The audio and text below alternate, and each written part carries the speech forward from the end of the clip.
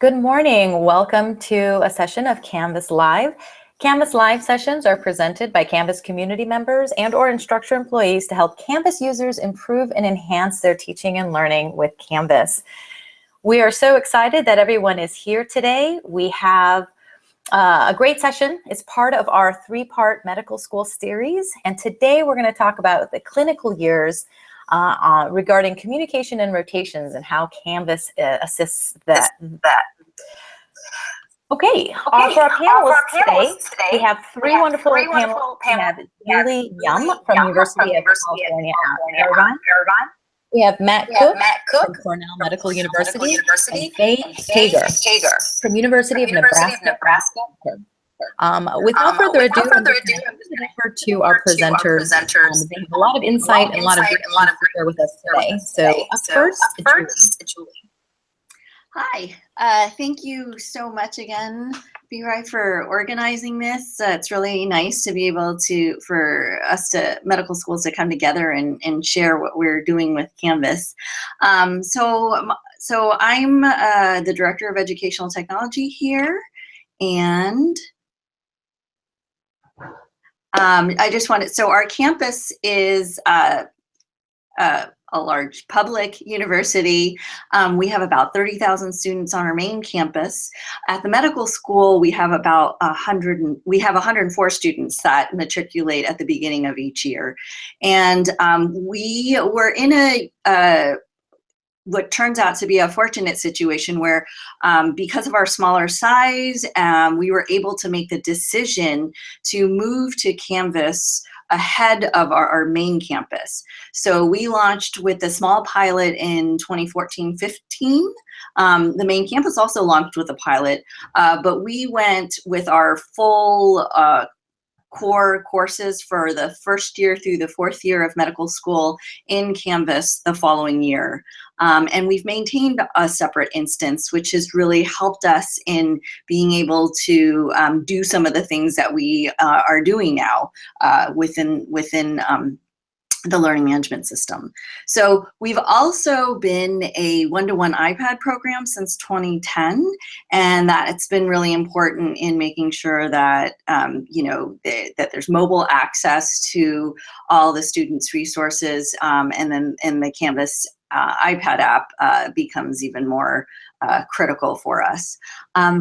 In terms of our organization, we have 5 of our 10 clerkships, which are actually coordinated centrally by our Office of Medical Education. So while we do have regular contact with the other 5 coordinators, it's a different model from what we have right now currently in our preclinical years, where we have all the courses in-house.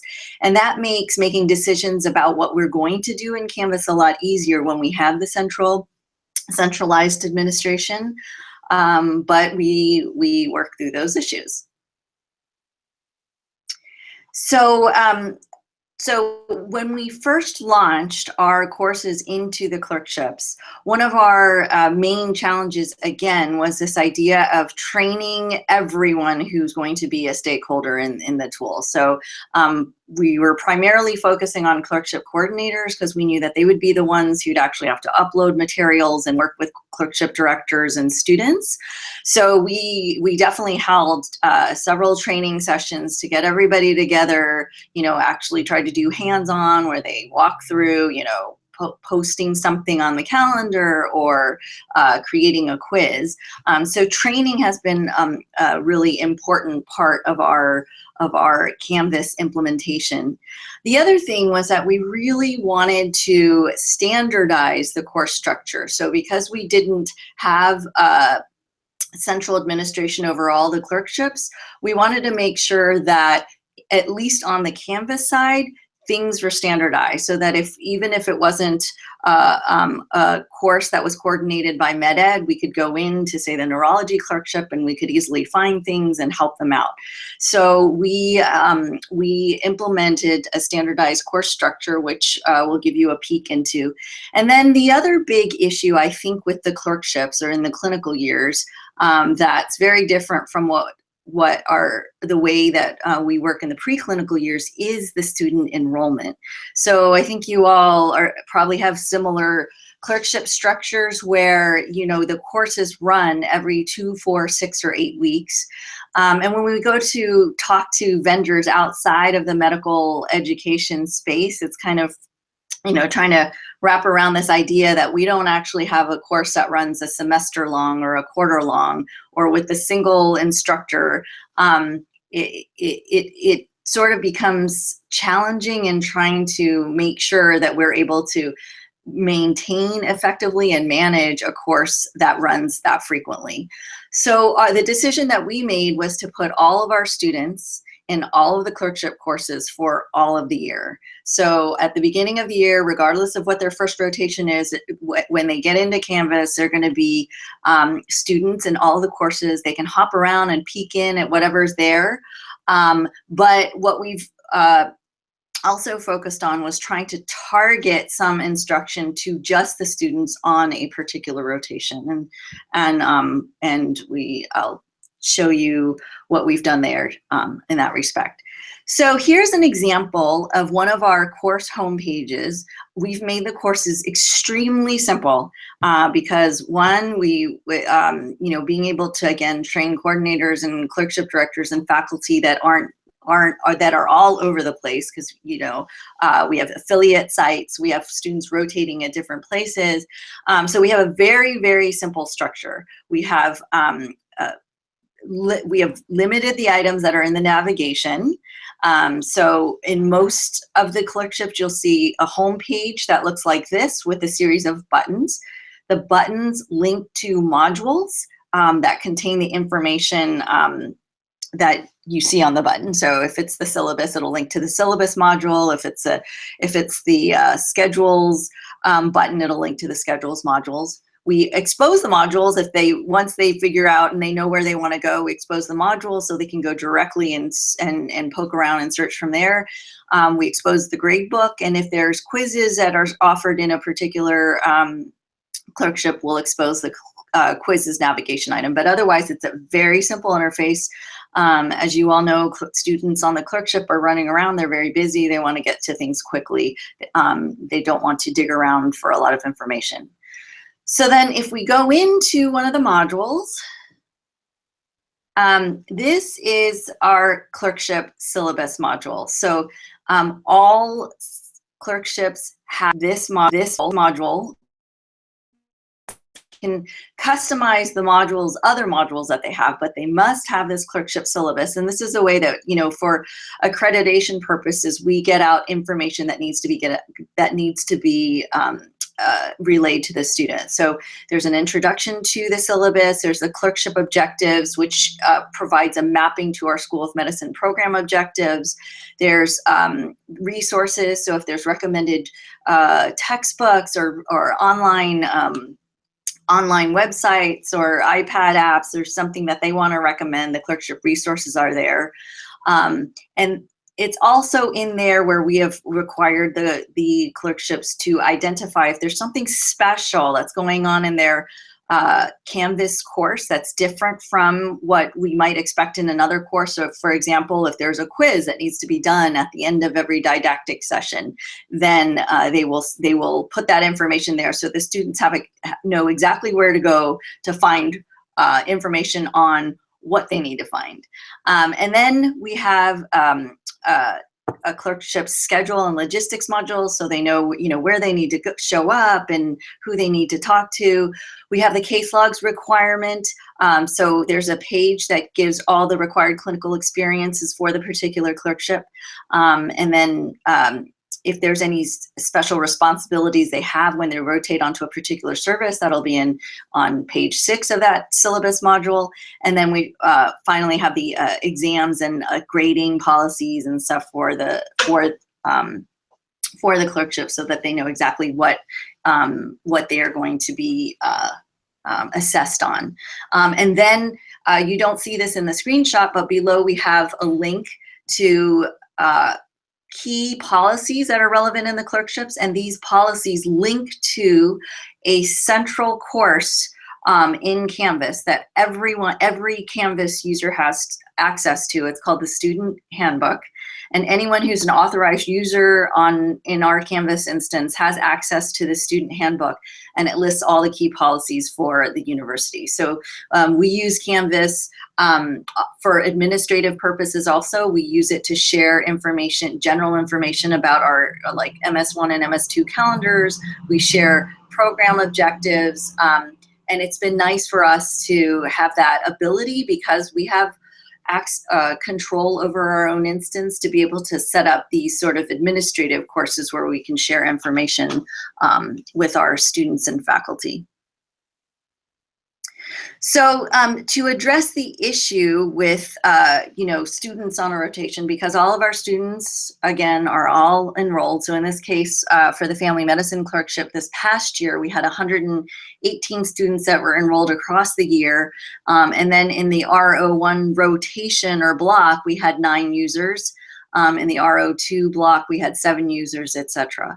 And what being able to set up the sections helps us do is if there is something like a quiz that's assigned for a rotation, we can set a specific due date just for the students on that rotation. So we don't, even though the students have access to the materials all year, we don't actually want, I guess if they're motivated enough, it wouldn't be a bad thing, but if there's a quiz after a neurology didactic session, we want them to take it after that session. We don't want them to take it, 3 months before or 5 months afterwards. So setting up the course sections enables us to set those variable due dates on assignments that the students receive.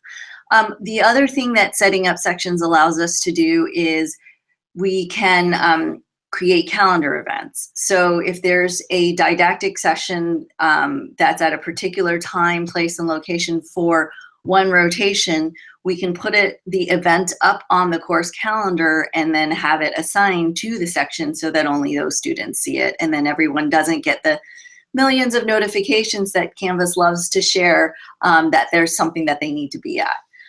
The thing that we have found in sections that would be really great to have but is not there is the ability to make announcements by section. So our coordinators still create email lists. We don't use the inbox in Canvas because what we've found is that because of the many notifications that students receive, a lot of times will ignore the things that come from Canvas. So instead of using the inbox or the messaging features in Canvas, we're still using email to contact students with specific information about the rotation. And again, if the announcements by section were there, we could use announcements to quickly do that. But right now because announcements are the one thing that we tell students, you can turn off all your notifications, but you cannot turn off the notifications for your announcements because we do reserve the ability to use that to convey important information to you. Our first and second year course directors use announcements heavily. And we expect that, we should be able to use them in the clerkships also. But again, if the sections feature, the ability to make them by sections were there, it would be really nice. And then we could avoid the extra email that goes on outside of Canvas.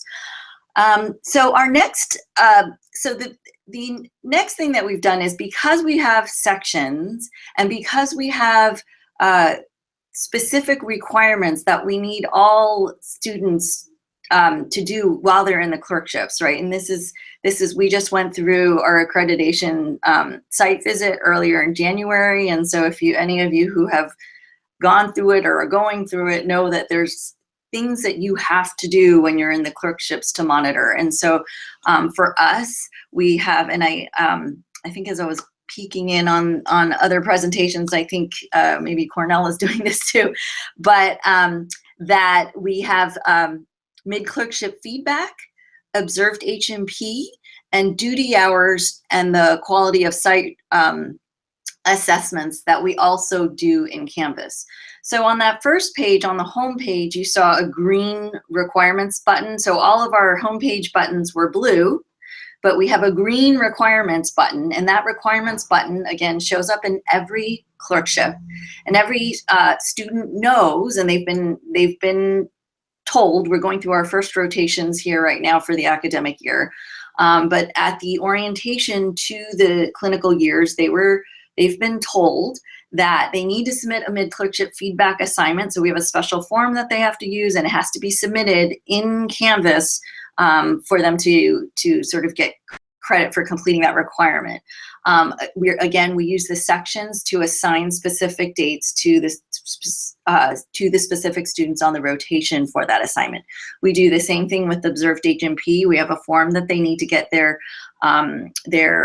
attending or resident to sign, and they will upload that into Canvas, and that way coordinators can come in, and because you can filter the gradebook by section, they can go in, filter to the RO1 section, and quickly see and monitor how their students are meeting these requirements. So if they know that, student Jane Smith hasn't received mid-clerkship feedback and they're about halfway through the rotation, then they need to go and make sure that that student gets that done. And then at the end of the rotation, we have the duty hours and quality of site report. So it's just a simple quiz that's set up with the number of weeks, and they put in the hours that they have worked during the rotation.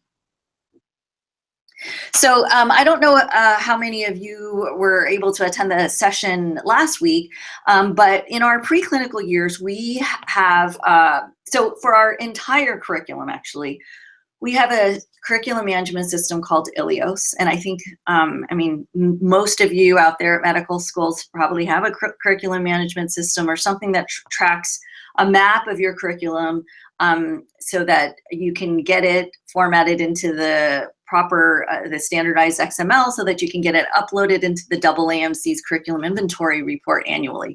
So ILIOS is the system that we use to do that. In the preclinical years, what we do is ILIOS is the system of record. All information about the curriculum about each session.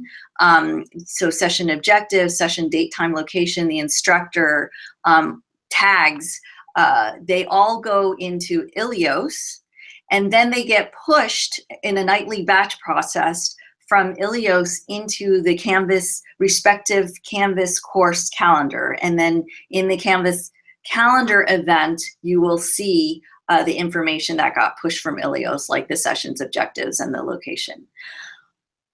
In the clinical years, we do the opposite. So Canvas is our system of record.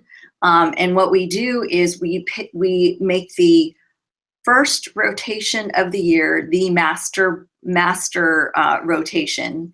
And so after the first rotation ends, so the curriculum inventory report is due at the end of September. So all the rotations, regardless of their length, will end by the August timeframe, and that's when we'll start looking at what has been posted into Canvas and then manually updating the curricular map in ILIOS. This has worked out because we don't have as many didactic sessions and things that we're tracking, so it's so even though we're doing it manually, it's manageable. And now that we're into our third or fourth year with this, when we roll over our courses in ILIOS, we get a lot of this information and the mappings preserved, and then we can just add and tweak in the new things that we do. So in the clinical years, Canvas becomes our system of record, and that's why we go ahead and we use the Canvas calendar sort of in its traditional way on the clerkship side. And then finally, I made a little plug for this last week, but over here in the Western region, so the WGEA is the Western Group on Educational Affairs for the AAMC, and CRIME is the Computer Resources and Medical Education Group.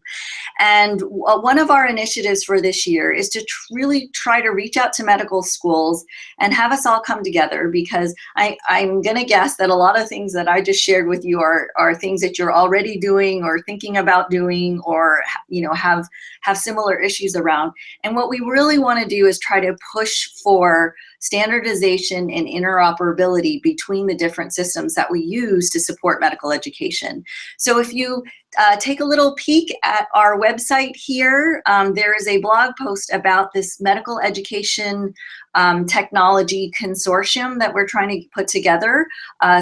Stanford is generous enough to host a 2-day working group meeting July 20th and 21st. And if there's any of you that would like to join in this conversation to talk more about, Canvas and how we use that with curriculum management systems and just really systems in general, because again, we're trying to push it at a higher level with standards. Please come to the site and sign up for more information. Thank you. Thanks a lot, Julie. Let's turn it over to Matt.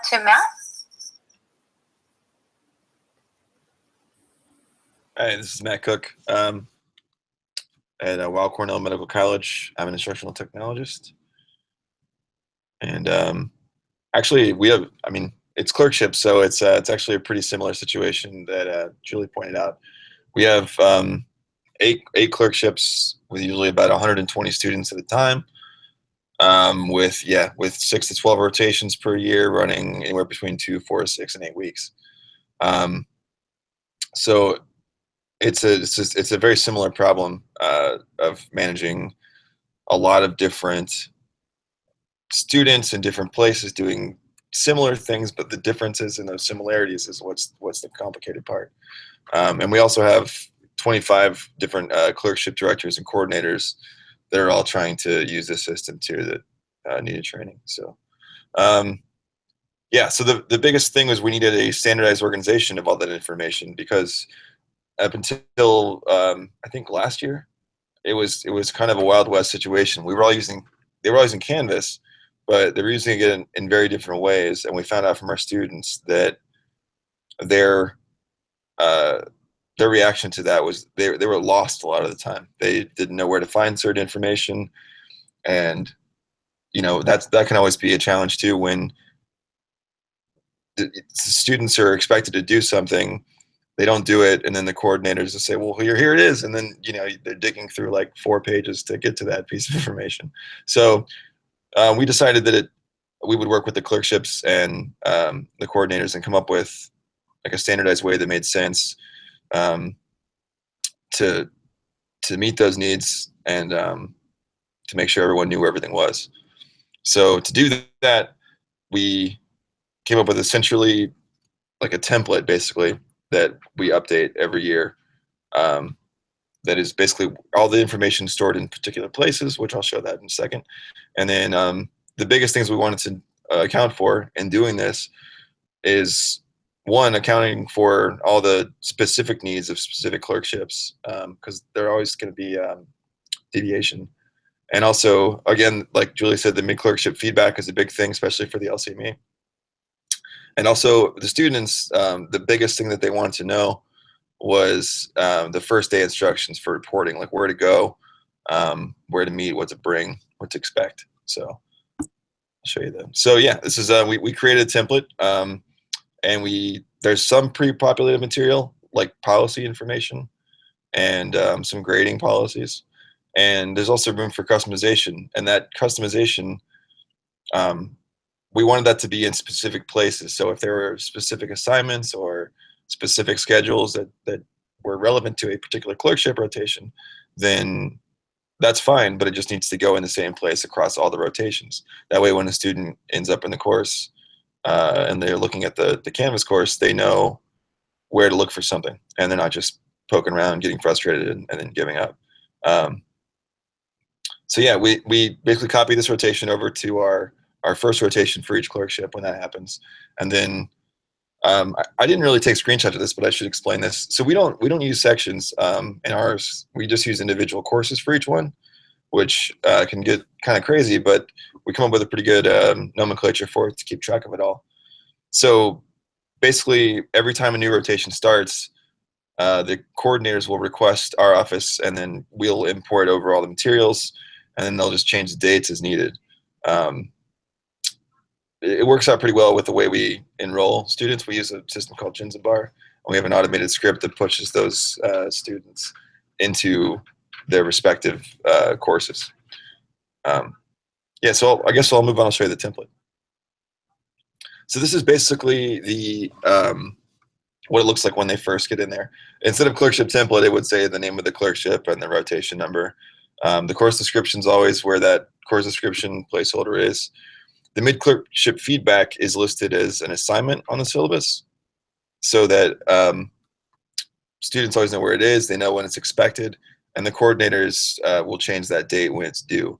But then, yeah, everything else is pretty standard. We always have the goals and learning objectives for the course leadership and roster, or student roster, so that, and usually we'll get a photo of the students so that everybody knows who everyone is, especially with the clerkships or the coordinators.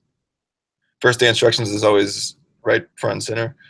And then everything else is just, it's basically what it says on the tin, you know? It's the grading and assessment, assignments and schedules. So yeah, thanks. So this is what it looks like when we copy it over. It's basically just a blank slate with specific fields. We wanted to treat it like a form so that people just knew where to put what information. And because a lot of people have their own ideas about where things should live in their courses, but for the students' sake, we wanted to manage that as best we could. So this is actually 2 different pages. I hope that's clear. Sorry, can you go back? And then we also created this, the back to home button. Basically, it just goes right back. We use the syllabus for the homepage for all of our clerkship courses. So that just jumps right back to the main clerkship, or the main syllabus page for each clerkship. That's just a little feature we threw in there just to make things cleaner for the user. Okay. And this is just another example. This is what it looks like when they're populated. This is our neurology one. They put a banner in. Looks like this might be an older version because this has less options. But it's basically, I just want to show that it does get used and they do populate it. The other clerkship looks like it's for our psychiatry clerkship. So yeah, the first day instructions is also a big thing. We just wanted it to always be in the same place so students knew where to look for it. And we try to keep the instructions as clear and specific as possible, especially in that area. And the same thing for mid-clerkship feedback. Although these are handled differently across different clerkships right now, as far as how they collect that information, the general thing is that it's always in the same place, and it's always, they know that they're expected to do it every clerkship, and the date's always there. So the expectation is clear, and that was like the main goal. That's it for me. Thank you so much, Matt. Faye? Hi, thank you. My name is Faye Hager, and I'm with the University of Nebraska Medical Center. I'm an instructional designer in the Department of Anesthesiology. And before I dive in, I have to make a confession that I was pretty excited that this series was rolling out, and signed up and then realized, oh, clinical years probably means undergrads. And I'm, of course, immersed in GME. So I hope you don't mind making a slight shift to talk about how we're using Canvas for residency.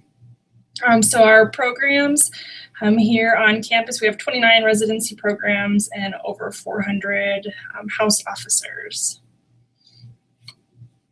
So our needs are similar. The first thing I do want to mention, though, is that we are in a pilot phase, or actually we just finished a pilot phase of Canvas. We're switching from another LMS. And so the coming year, we're actually running both side by side, and then we'll be completely into Canvas into fall of 2018. So the idea is trying to get more and more people involved and more faculty to use Canvas So being creative in how we're rolling that out. So some of the needs that we heard loud and clear were that it needs to be flexible to support hybrid courses, that they want it to be mobile device friendly. Residents are obviously on the go, so they can't always sit down at a computer. And then the quick and easy option for student communication. So Canvas really provided us a wonderful flexible system for course term. So Julie mentioned this for the clerkships, that we're not tied into a traditional semester by semester time frame. We have courses of rotations that can be 5 weeks or 8 weeks. And the example on this page is actually a 12-month program that can be completed over the course of 3 years. So of course, in those course settings, not being tied down to certain default dates, and then also being able to use the dates to sort of complete the course, but then for it to go into a read-only ability has really allowed the students then that are, want access or still training or studying for an exam to be able to go back and access content. So we've really enjoyed that piece. Since we are using this as supplemental or to support our face-to-face courses are sort of hybrid in nature, faculty are using, and I think I have arrows pointing to each. Yes, the first one is of course the quiz feature within Canvas. We're providing or preloading content. Students are looking at this before didactic sessions. So faculty are having them do pre-quizzing or more formative assessment. The next thing that we're using it for is to track attendance at didactic sessions or lectures. So the students are going into Canvas and really it's more like a word of the day. It's a quiz where they just enter the word that they were there. And the faculty really like to see it all in one place instead of trying to track attendance elsewhere and then comparing things and so forth. The other thing that they're using Canvas for, at least another tool that they're using, is the prerequisites and requirements within the modules. So that way the residents are moving step by step through this instead of kind of all over the place. Of course, then they can look at everything once they've completed what they need, but still having them sort of more of a linear learning process. The solution for the mobile device friendly, of course, is the wonderful app that Canvas has. We really like the ability for our students and faculty to be able to go into the settings and select the notifications that they need. This above all, for the discussion boards. So in this example, we have a asynchronous journal club, and both faculty and residents were saying it's too hard to go in and find the email notifications to see if people have posted to discussions. And so being able to track that or have the ability to get text messages was critical. And of course, mobile device friendly, right? This is on any device, tablet, phone. And as they're on the go or standing outside of the OR, they can access this quick and easy. For the communication piece, we kind of mentioned this already before and even in last week's session, but one of the things that they really like is the announcements feature, which it's kind of opposite of Julie's issue where they still use the campus email. We're actually finding that the faculty like to use this one, at least in this case in point, because not all of the residents are in this specific, this is that 1 year point of care ultrasound program. But if the faculty member needs to email everyone in the group, there could be a handful of students that aren't in the course yet. So if we try to email them through the campus email system, that goes out to the whole resident group, where this way the internal Canvas email allows the instructor to just email the ones involved in the course. So yeah, that kind of wraps up my segment there. Thank you so much, Faye. At this time, we can open it up to questions. If anybody has any questions for any of our panelists, feel free to post them in the live chat.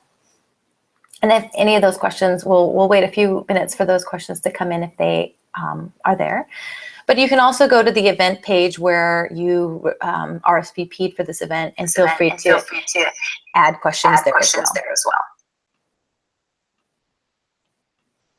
I wanted to extend my thank you once again to Julie, Matt, and Faye for being here today. Thank you for sharing your experiences and your best practices in Canvas. This is very resourceful and very useful for medical schools and future medical schools as well. I just wanted to follow up and once again let you know that you can still continue to interact with our presenters or on the event page. So feel free to post your comments and your questions there, and we'll make sure that they get answered if you don't have them here right away. And just a reminder that next week we have one more in the series, one more session. Again, focusing on the clinical years, and we're going to talk about learning communities, collaborations, and being on the go. Just a reminder, as we continue, we'll have more sessions coming up and more activities. If you are interested in learning more about Canvas, feel free to go to live.canvaslms.com to be notified of upcoming events. We're always adding events there every day. We do have a Canvas Live user group, so if you are interested in collaborating with fellow faculty, admins in creating a session where you're getting to share your best practices using Canvas, feel free to connect there. And we have our Canvas Live chat rooms too, where we have community members chatting live regarding the sessions that you're seeing. We do have a question that is coming in, so I'm going to go ahead and stop sharing my screen real quick so that we can see the wonderful presenters. Give me 1 second.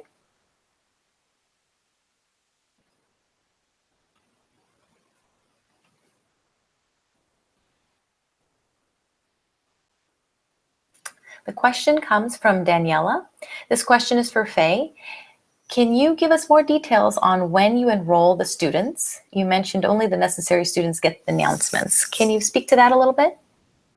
Yeah, so that specific program, that year-long point of care, the students come in at different times based on their scheduling. So that's up to the instructor. The instructors let us know who should be enrolled, and actually they can self-enroll the students too. So it's just a scheduling thing, no set time or date, but when it comes up in their rotation. Okay, thank you. And another question, this one's for Julie and Matt. They use Mid-Clerkship Feedback. Are these quizzes, surveys, forms, etc.? And where does this information go? Julie, do you want to address that first, and then we'll go to Matt? Sure. So for us, Mid-Clerkship Feedback is a form, and we have had several iterations of this, but what we've kind of landed on was that it's actually a form, a physical form, because then it was easy for the students to put it in front of their attending and actually receive a signature on it. So the form is it's a PDF form. They can download it. The first part is a self-assessment or reflection. So they complete that. They can type if they want, annotate onto the PDF if they want to do that. And then they bring the second page of that form in a physical hard copy to the attending to complete after they receive their mid-clerkship feedback, and then they upload the PDF. So that the method that we recommend is to use a PDF like the scannable app. So they take their iPads, they can take pictures, screenshots of the forms, and then they upload it into Canvas as an assignment. We had explored so in our first and second years, we actually use the same form, but we do in our doctoring course, we do the mid-clerkship feedback as a quiz. So students complete the self-assessment as a quiz. Using a quiz using the quizzing features. So, you know, it's an essay text blocks and they fill it in. And then the preceptor completes their portion of the mid-clerkship feedback using a rubric in Canvas through SpeedGrader. And we can get away with doing that in the first and second years because the preceptors that teach in our doctoring course are with us for 2 years. We train them over the summer. They're very comfortable using Canvas and SpeedGrader and rubrics, so we can do that online. Thank you. Matt, do you have anything additional to add? Yeah, it's actually a pretty similar process here, where we have sometimes we'll have like just a PDF form that students will upload, and there's also a version where I think it's students. There's a couple different ways they do it, but I think one of the ways is students will hand the form to a coordinator, and then the coordinator will then use they'll use the rubric in SpeedGrader also to do that for the student.